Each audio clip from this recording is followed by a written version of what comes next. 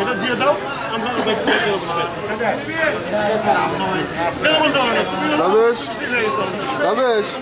তোমার সিআরপিসির মধ্যে কোথায় লেখা আছে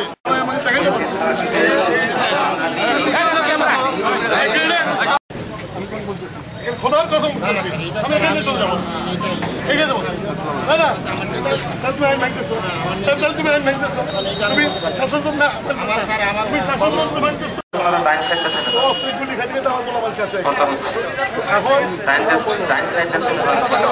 এরপরে তুমি সাইনবোর্ড না টাঙ্গাও